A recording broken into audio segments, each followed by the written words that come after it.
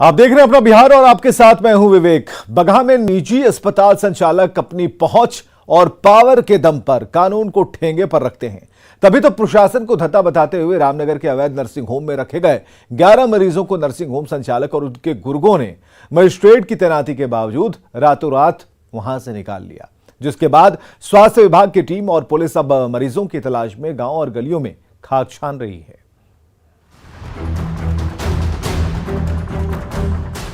बगहा के एक nursing home में इलाज के नाम पर बड़ी धांधली सामने आने के साथ ही स्वास्थ्य विभाग के अधिकारियों और नर्सिंग होम संचालक के बीच साठगांठ पर से भी पर्दा उठ गया है, जिसका जीता जागता सबूत है रामनगर में सालों से चल रहा दुर्गा नगर का ये ओम साई नर्सिंग होम, जहां 3 मजिस्ट्रेट और एक गार्ड की तैनाती के बावजूद नर्सिंग होम संचालक सर्वजीत यादव और उसके गुर्गे रातों रात अस्पताल से 11 मरीजों को एक एक कर भगा ले गए और किसी को भनक तक नहीं लगी। मंगलवार सुबह 11 बजे जब स्वास्थ्य विभाग की टीम मरीजों को जीएमसीएच में शिफ्ट कराने पहुंची, तो ना रात में तैनात किए गए मजिस्ट्रेट मिले, न ही एक भी मरीज, जिसके बाद प्रशासनिक अधिकारियों में हड़कंप मच गया। चूक हुआ है, लापरवाही बरती गई है, जांच होगी और जिसकी भी जिम्मेवारी तय होगी उसमें जरूर कार्रवाई होगी। चूक तो हुई है तभी मरीज लाए। शायद ये पहली बार होगा कि जिन मरीजों से शाम को अस्पताल में स्वास्थ्य विभाग के अधिकारी पूछताछ कर रहे थे, अगली सुबह उन्हीं मरीजों की तलाशी में वही अधिकारी पुलिस की टीम एक एक घर और गांव की गलियों की खाक छान रही थी।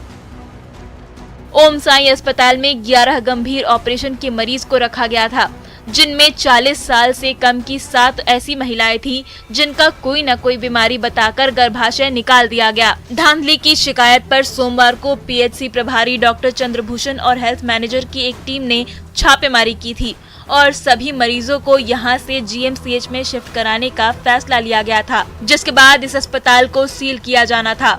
लेकिन मंगलवार की सुबह तक के लिए मरीजों की शिफ्टिंग टाल दी गई और मरीजों की सुरक्षा के लिए 3 मजिस्ट्रेट और एक गार्ड को तैनात किया गया था। लेकिन नर्सिंग होम संचालक ने अपनी पहुंच और पावर का इस्तेमाल कर मजिस्ट्रेट से मिली भगत कर रातों रात सभी मरीजों को वहां से निकाल लिया। सूजन ऑपरेशन किया हुआ चार दे जब सबों पर एफआईआर किए हुए हम हैं, एफआईआर के मैटर अभी कोर्ट में है, तो ये तो हमको पता चलता है ना। बिना सूचना के अगर खुला हुआ तो इसे क्या माना जाएगा? वो तो इलीगल और क्राइम माना जाएगा, और क्या। नर्सिंग होम के नाम पर इतने बड़े कारनामे पर अब सवालों के घेरे में civil surgeon doctor Virendra Chaudhary भी हैं कि आखिर 5 साल से ये अवैध नर्सिंग होम कैसे चल रहा था। क्या सिविल सर्जन जानबूझकर इस पर आंखें मूंदे बैठे थे? और जब धांधली सामने आई तो कार्रवाई में इतनी देरी क्यों लगी? क्या सबूतों पर पर्दा डालने के लिए मरीजों को रात में शिफ्ट नहीं किया गया? मजिस्ट्रेट की तैनाती के बाद भी मरीज कैसे निकल गए? क्या जानबूझकर अस्पताल संचालक से मिले अधिकारियों को मजिस्ट्रेट के रूप में तैनात किया गया? आखिर इतनी बड़ी आपराधिक लापरवाही के लिए सिविल सर्जन पर कार्रवाई कब होगी? मुन्ना राज, न्यूज़ 18, बगहा। और राजधानी पटना से बड़ी खबर, जहां नाले में गिरने से मासूम की मौत से जुड़ा हुआ मामला, जहां डीएम चंद्रशेखर सिंह ने स्पष्टीकरण मांगा है। नगर निगम के इंजीनियर विजय कुमार तलब किए गए हैं और 24 घंटे का अल्टीमेटम दिया गया है डीएम की तरफ से कि 24 घंटे में जवाब नहीं देने पर कार्रवाई होगी। डीएम ने माना कि आपराधिक ये मामला। कल राजीव नगर में हादसा हुआ था और रजनीश हमारे साथ बने हुए हैं। रजनीश, क्या खबर है? देखिए विवेक, कल ही जो है राजीव नगर के पास वो नाले में गिरकर एक बच्चे की मौत हुई थी। 3 साल के बच्चे थे और आरोप ये लगा था कि जो नगर निगम के अधिकारी हैं उन्होंने कुछ महीने पहले नाला उड़ाई करवाई थी और नाला खुला छोड़ दिया था, जिसकी वजह से बच्चे नाला में गिर गया था और उसके बाद उसकी मौत हो गई। तो जिला प्रशासन यानी जिलाधिकारी चंद्रशेखर सिंह ने पूरे मामले पर 24 घंटे में अभी शोक जारी किया है और जो कार्यपालक अभियंता हैं विजय कुमार, उनसे जवाब मांगा गया है। जवाब नहीं देंगे तो कठोर कार्रवाई की जाएगी। विवेक, चलिए, बहुत बहुत शुक्रिया रजनीश तमाम जानकारियों के लिए। तो नाले में मासूम की मौत के बाद ये मसला डीएम तक पहुंचा है और डीएम ने अब कार्रवाई करनी शुरू कर दी है। इधर गरीब सवर्णों के लिए 10% के आरक्षण के केंद्र सरकार के फैसले पर सुप्रीम कोर्ट की मुहर के बाद बिहार की सियासत गर्म हो गई। आरजेडी जहां सधे अंदाज में प्रतिक्रिया देकर जातिगत जनगणना की मांग कर रहा है, तो वहीं मुख्यमंत्री नीतीश कुमार ने गठबंधन के सहयोगी के स्टैंड के अलग बयान देते हुए सुप्रीम कोर्ट के फैसले का स्वागत कर दिया।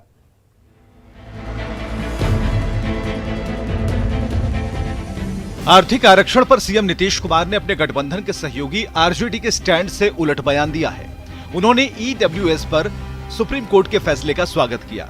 साथ ही उन्होंने आरक्षण पर लगी 50% की लिमिट को बढ़ाने की मांग की है। सीएम नीतीश कुमार ने कहा कि ओबीसी समेत दूसरे पिछड़े वर्गों को उनकी आबादी के हिसाब से आरक्षण मिले।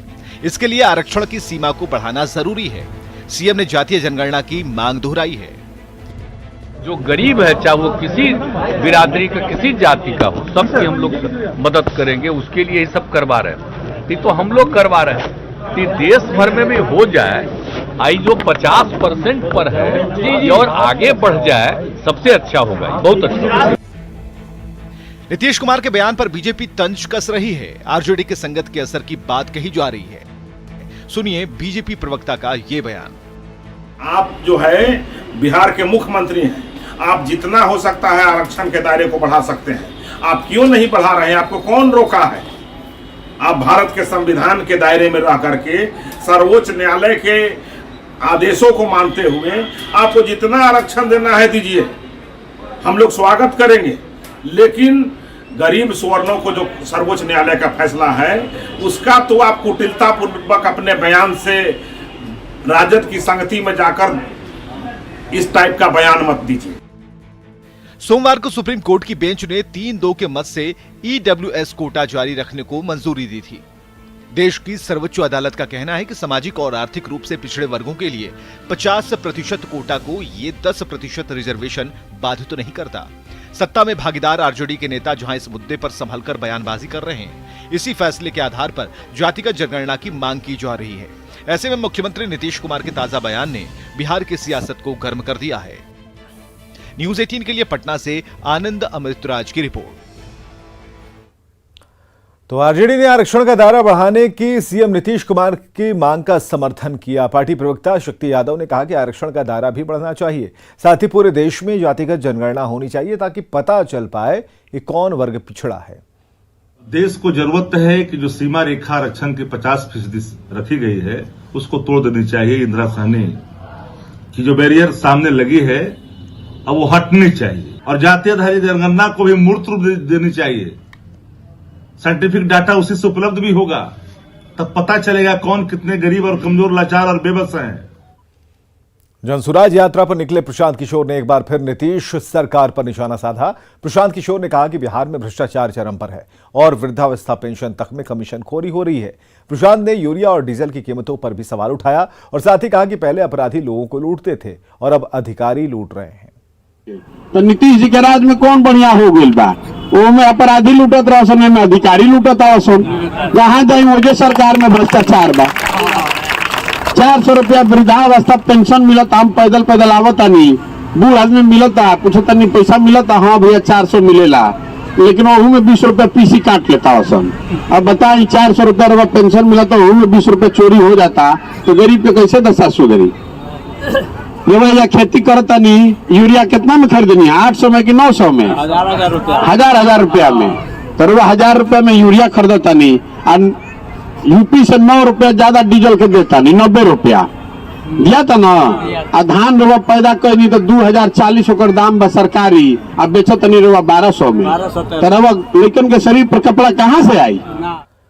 मुख्यमंत्री नीतीश कुमार की अध्यक्षता में हुई कैबिनेट की बैठक में कुल 40 एजेंडों पर मुहर लगी, जिसमें विभागवार योजनाओं के लिए पैसे आवंटित कर दिए गए। इसके अलावा कैबिनेट ने 9 विभागों में 535 पदों के सृजन की स्वीकृति दी है। बिहार विधानमंडल के मौजूदा सदस्यों के अलावा पूर्व सदस्यों के सभी तरह के भत्तों में संशोधन कर उसे बढ़ाया गया। बिहार राज्य शिक्षा भत्ता निगम को शिक्षा ऋण के लिए 200 करोड़ की स्वीकृति दी गई, जिसका फायदा स्टूडेंट क्रेडिट कार्ड की सुविधा लेने वाले छात्रों को मिलेगा। एक energy department, road department, rural department, water resource department, health department और साइंस एंड टेक्नोलॉजी डिपार्टमेंट है। ये सारी जो वर्तमान में चालू योजनाएं हैं, जो बिहार सरकार ने प्रशासनिक स्वीकृति दी थी और वर्तमान में संचालित है, उनके वित्त पोषण के लिए यह राशि इस्तेमाल होगी। बहुत सारे कॉन्ट्रैक्टर्स के, बहुत सारे हमारे संवेदक के पेमेंट्स रुके हुए थे। अब ये जो राशि है इससे अब उनका भुगतान हो जाएगा। मुख्यमंत्री नीतीश कुमार ने शराबबंदी कानून की समीक्षा कर एक बार फिर से अधिकारियों को नए निर्देश दिए हैं।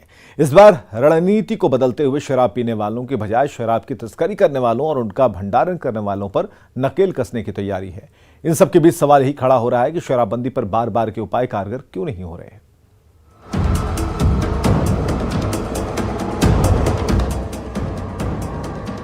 बिहार में शराबबंदी कानून को लागू हुए करीब 6.5 साल का वक्त हो गया। इसे सफल बनाने के लिए मोटर बोट लगाए गए, ड्रोन कैमरे तैनात किए गए, सख्त कानून के जरिए उम्र कैद का डर भी दिखाया गया, भारी भरकम जुर्माने का खौफ भी पैदा किया गया। सारी सरकारी मशीनरी को शराबबंदी को सफल बनाने में झोंक दिया गया, लेकिन शराबबंदी की रेल अब भी बिहार की पटरी से डीरेल ही दिख रही है। तभी मुख्यमंत्री नीतीश कुमार को फिर से अधिकारियों को नया निर्देश जारी करना पड़ा है। माननीय मुख्यमंत्री जी ने निर्देश दिया कि नाजायज शराब की आपूर्ति और बिक्री के खिलाफ चल रहे अभियान को और भी सघन बनाया जाए, उसमें तेजी लाई जाए और जो शराब सप्लाई करने वाले हैं, चाहे राज्य से बाहर के हों या राज्य के अंदर के हों, या जो उसका भंडारण करते हैं या जो बिक्री करते हैं, उनको ही पकड़ा जाए। मुख्यमंत्री ने बेहद सख्त निर्देश दिए हैं। शराबियों को पकड़ने की बजाय शराब तस्करों पर नकेल कसें। उत्पाद विभाग और पुलिस शराब की तस्करी पर रोक लगाएं। शराब के भंडारण और बिक्री करने वालों के खिलाफ कार्रवाई तेज हो। शराब पीने वालों पर भी कार्रवाई होगी, लेकिन सप्लाई लाइन को बंद करना होगा।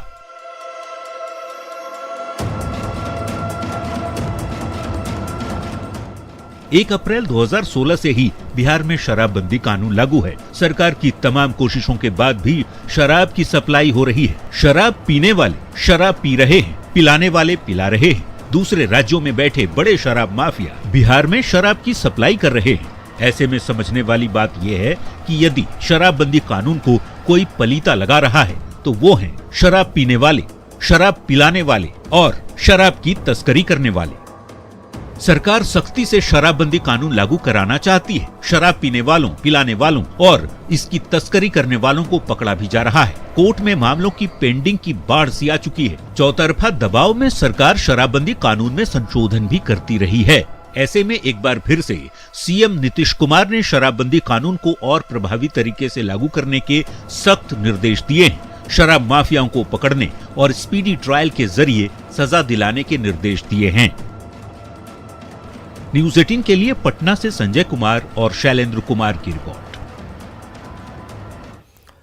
बक्सर में आयोजित अंतर्राष्ट्रीय संत सम्मेलन में सरसंघचालक मोहन भागवत शामिल हुए और इस मौके पर उन्होंने अपने संबोधन में कहा कि धर्म के लिए कर्म करना है, किसी से डरकर कर्म मत करो, हम सब भी हनुमान जैसा बनने की कोशिश करें। कई बातें उन्होंने कही। कर्म क्षेत्र बक्सर में भी अपने आप में भगवान बामन और भगवान श्री राम उस समय हमारे पांडे ऋषि ने सारे संतों के भाषण मैंने तो ध्यान से सुने और जो जोश वाली बातें थी उसका जोश मन में कुछ देर रखा, बाद में होश में आकर उसका विचार किया तो मुझे जो सार मिला वो यही है कि हम गुणवान बने, हम सबको जोड़े, हम प्रामाणिकता से निस्वार्थ बुद्धि से तन मन धन पूर्वक देश धर्म संस्कृति समाज के लिए काम करें तो जो भी मनोकामना है वो पूरी होगी। दुनिया की परिस्थिति ये कह रही कि दुनिया को आज वैभव संपन्न सनातन संस्कृति को प्रत्यक्ष आचरण में लाने वाले भारतवर्ष की, समरस भारतवर्ष की आवश्यकता है। वो आवश्यकता पूर्ण करने के लिए हम तैयार हो तो भारतवर्ष वैभव संपन्न, सामर्थ्य संपन्न, समरस बने। इसके लिए जो होना है वो अपने आप हो जाएगा। पटना के महावीर मंदिर ट्रस्ट ने बड़ी संख्या में बहाली निकाली है। इसके तहत मंदिर अधीक्षक से लेकर कंप्यूटर ऑपरेटर के अलावा दूसरे पदों पर लोगों की बहाली की प्रक्रिया शुरू हो गई है।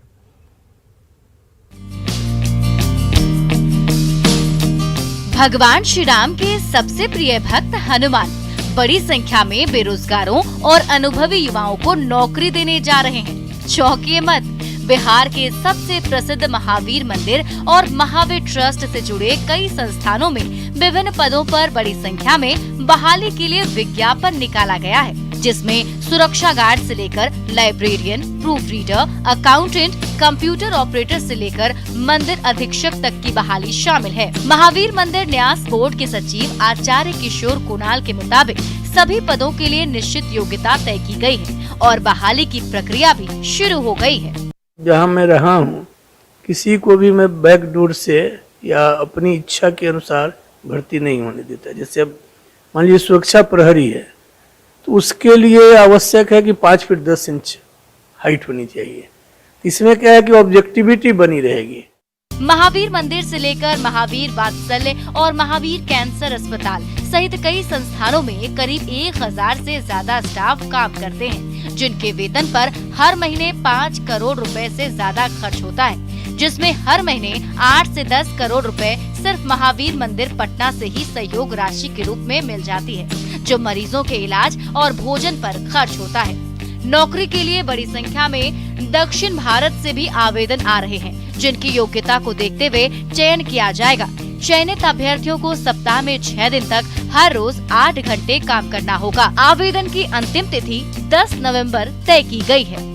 यहाँ पर लाइब्रेरियन से लेकर के प्रूफ रीडर से लेकर के एक मंदिर में यह मंदिर अधीक्षक टेम्पल सुपरिटेंडेंट का भी पोस्ट दिया गया है, और इसके लिए दक्षिण भारत से भी, महाराष्ट्र से भी आवेदन कुछ आएंगे। नेक पहल, बेहतर पहल जो है पटना महावीर मंदिर ट्रस्ट ने किया है कि बेरोजगारों को रोजगार दिया जाए, और इस दिशा में जो कैटेगरियाँ रखा गया है, किशोर कुणाल जी का कहना है कि उसमें जो भी फिट बैठेंगे, दक्षता जिनकी सबसे अधिक होगी, उन्हें ये मौका दिया जाएगा। कैमरा पर्सन सुबोध के साथ अमित कुमार, न्यूज़ 18 पटना। बिहार में शराबबंदी को सख्ती से लागू कराने की जिम्मेदारी पुलिस की है, लेकिन बगहा में शराबबंदी की धज्जियां उड़ाते हुए एक पुलिस अवर निरीक्षक का फोटो वायरल हो रहा है। फोटो में जिला के लौकरिया थाने में तैनात एसआई सुशील सिंह शराब पीते देखे जा रहे हैं। वायरल फोटो मिलते ही बगहा के एसपी ने जांच बिठा दिया है। सोशल मीडिया पर फोटो वायरल होने के बाद जांच का जिम्मा रामनगर एसडीपीओ को सौंपा गया है। हालांकि न्यूज़ 18 इस वायरल वीडियो की पुष्टि नहीं करता।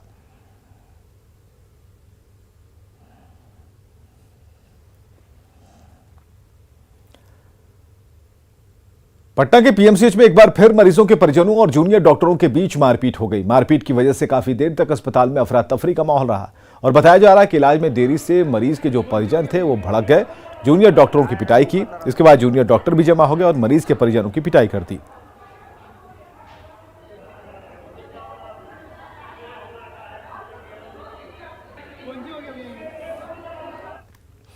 और नवादा में भी एक वीडियो वायरल हो रहा है। इसमें युवक की पिटाई हो रही है। वीडियो नारदीगंज थाना क्षेत्र का बताया जा रहा है। जिस युवक की पिटाई की जा रही है उसका नाम प्रवेश कुमार है।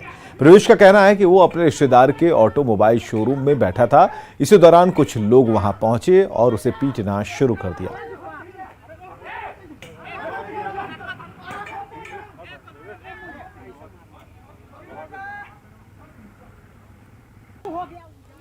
खबर है बेगूसराय से, जहां चलती ट्रेन में यात्री से छिनताई कर बदमाशों ने उसे ट्रेन से फेंक दिया। युवक की पहचान राजीव कुमार के रूप में हुई है, जो कटिहार बरौनी रेलखंड के बीटर हॉल्ट के पास बेसुध हालत में मिला। स्थानीय लोगों ने उसे अस्पताल पहुंचाया, जहां होश आने के बाद उसने बताया कि वो मेले में भेलपुरी बेचता है।